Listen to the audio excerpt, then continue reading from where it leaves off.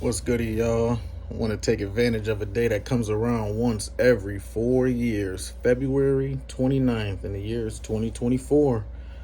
So it is a leap year, the last day of Black History Month, and I think I want to tell y'all a story today. I think I'm going to name this story, I Don't Mean to Toot My Own Horn. Horne. Horn. Spell it that way for a reason. The story will tell you why. To start out this story, the reason why I want to tell this story is, I guess, because I've been thinking about doing a podcast for years now, 5, 6 years, and I think this is the best day to start, at least a prelude of it. So, with that being said, the story starts. Well, I'm gonna just say last year around probably October, November, I was coming out of a friendly market, let's say.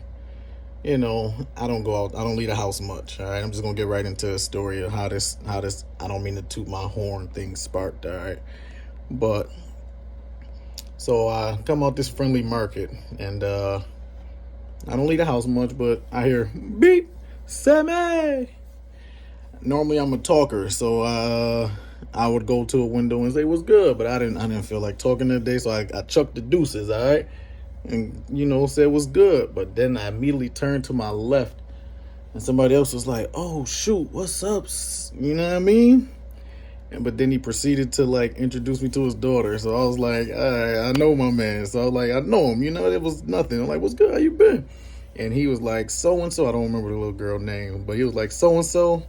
This is Sam. He's a legend. Blah blah blah. He's a legend." And I was like, and the little girl, then she's probably 4 or 5 years old. She's looking at me, and I don't know what to say. I've never been like, to be introduced as a legend last year to somebody was just like crazy. 5 years old. She didn't understand. I guess I don't even.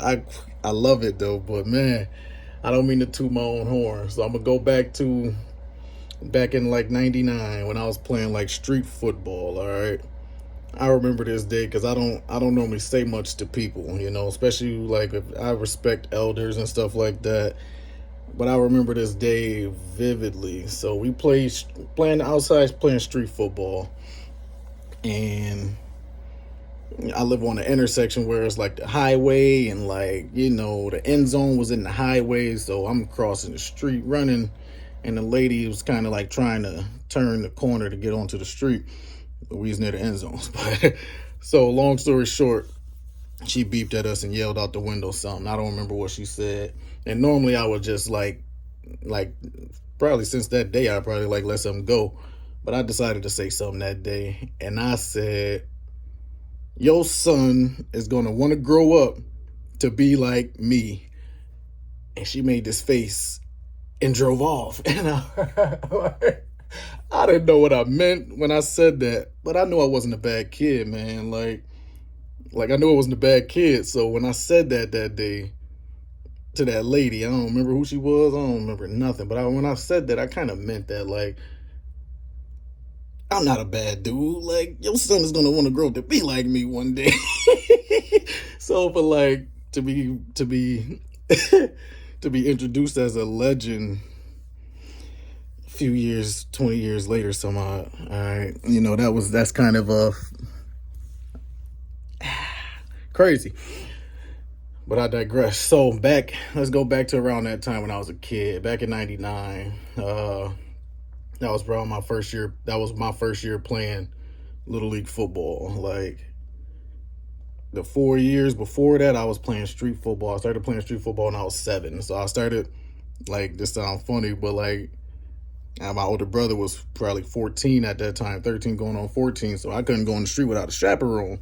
And yes, street football was the thing back in the 90s, 2000s, whatever. So that's all I knew, bro. I played street football from 7 to 11. And then and I was playing with older kids too. It wasn't like 7 and 8 year olds in the street playing football. That's not the case. It was like I'm 7, my brother's 14, 13, and then like his friends. So it was like 13, 14 high school kids like playing street football. Granted, they wasn't playing. We sideline pop. I wasn't playing sideline pop back in the day. I was 7, 8, 9 sideline pop. I was scared. Like, no, I seen some boys get hit on sideline pop. Not playing that. We used to play 5-second hold. All right, so you grab somebody's shirt for 5 seconds and they get tackled. All right, that's the done. 1, 2, 3, 4, 5. They done. All right, you got to count fast. You can slap their hand down. All that stuff. The rules of street football has died. All right, but like 3 poles, first downs, all that stuff. Like, man, this stuff has died. But that's the stuff that I grew up playing. So for 7. Like flag football, I played that too, you know, and like the summertime, NYSP did that for about 5-6 years. Flag football was also a thing very back then, but not to deviate too far off the topic. All right, street football was the prelude before this 1999 story. My first year of football, but it all goes hand in hand. So the way I started playing Little League football is I got recruited in the street. One of the other kids who played ball in the area, my god brother. Ironically, I coach his son right now, but that's beside the point. That's future stories type stuff. My god brother was like, "Yo, I know some little league coaches, blah blah blah," and introduced me to a coach. And in walks my little league coach, Maurice at the time. Maurice, all right, but he was like, "Yeah, Sammy, come out, play." He's always smooth. Come on, he's still smooth to this day. Come out and play. You know, show what you got. If you really that nice, show what you got. All right, whatever. I was always the nicest in the street, so I'm like, all right, little league is whatever. I'm going to go out there and kill it. I sat the bench that whole year. New ball game from the street to the first year of little league. Ball game changed, all right? You throw some equipment on, no more 5-second hold. You really got to play sideline pop, and ain't no more sideline. Different game, all right? Nah, I wasn't quite ready. But that nonetheless, my team was the best team that we had. So I guess I came into a good situation because my first year of Little League, we won the championship. So that was a good experience. We won that championship 40-0. I had no record. I didn't have any part of that game. I sat the bench that whole first year. Played defense. I don't play cornerback. I never wanted to play corner. They had me playing corner. That game that we won in the championship, we won 40-0. And I played 3 snaps at the end of the game, and I sat on the bench cold as hell for the rest of the game, dog. But we won. That's all that mattered. We won. I don't care about that. But later on that year, that was 99 going into 2000. So 6th grade, you know, start my 6th grade year. School starts or whatever. I meet a teacher, Miss Horne.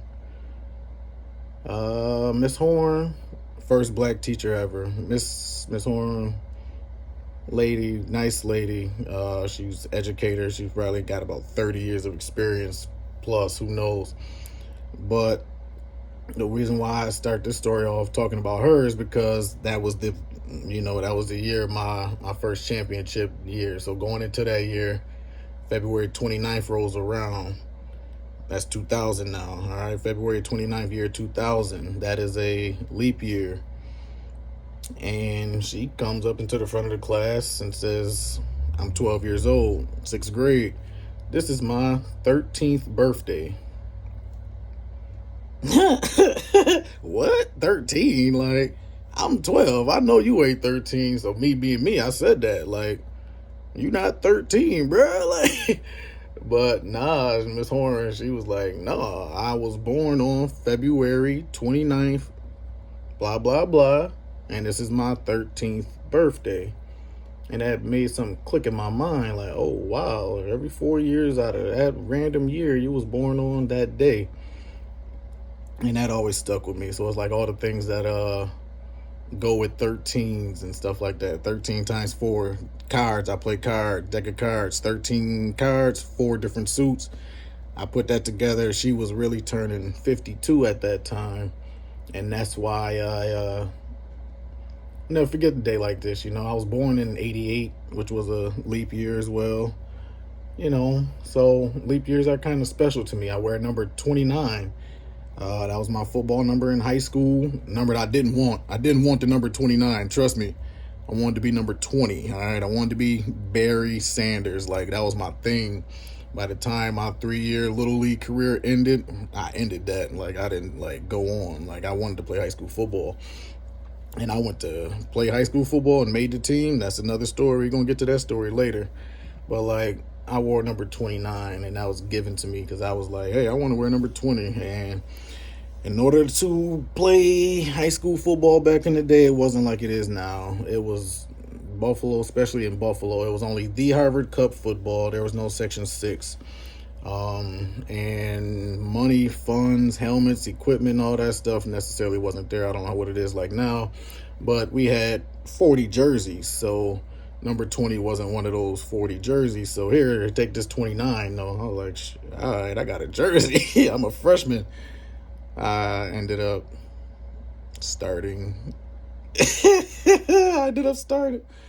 That's another story. I can keep on going, man. I can keep on going. I don't want to take too much of y'all time, but I take all that to say this, like, people never get the flowers while they can still smell them. And that being said, I know this birthday doesn't come around much, but if Miss Horne does get to see this, happy birthday to Miss Horne. I know the number that you will be turning, but since 24 years ago, I was in the 6th grade. It's only been a few different leap years. I don't know, but happy that you're still around. Happy that you could probably hope to see this, and happy birthday. And see y'all around. Got more stories for y'all in the future. Peace.